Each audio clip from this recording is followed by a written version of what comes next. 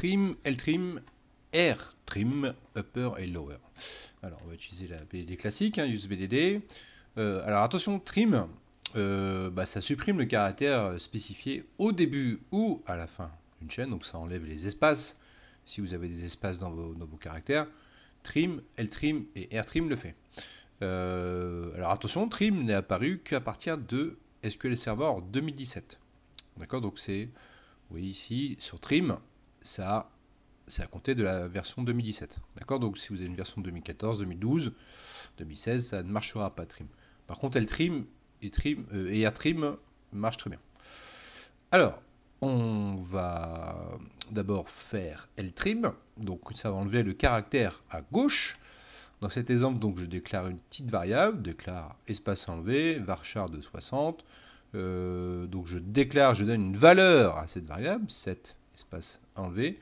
Et vous voyez qu'ici, j'ai 5 caractères, j'ai 5 espaces à 5 caractères à ma gauche. Donc après, je fais un select de cette variable, à cette version originale, et le Ltrim entre en fonction, donc ça va enlever les valeurs qu'il y a à gauche. Donc si je joue ça, une version originale, j'ai bien mes 5 caractères à gauche, et en jouant le Ltrim, on voit que les caractères à gauche sont supprimés.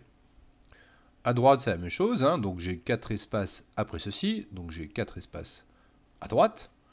Je joue mon fameux Rtrim, donc enlève-moi les espaces qu'il y a à ma droite. Ici, j'ai 4 espaces après ceci, avec la fin qui est un peu décalée, avec 4 espaces, et 4 espaces après ceci, fin qui est collée, donc ça a supprimé les valeurs, les espaces qu'il y avait à droite.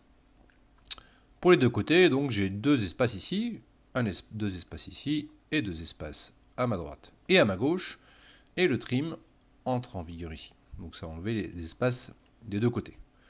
Donc si j'agrandis cette fenêtre, donc j'ai le début 2 espaces, et à la fin j'ai 2 espaces. Par contre sur mon trim, on voit que tout est accroché, hein. Il a enlevé les espaces à droite et à gauche. Donc dans certains cas, ça peut être très pratique. Le trim, Rtrim et le Ltrim.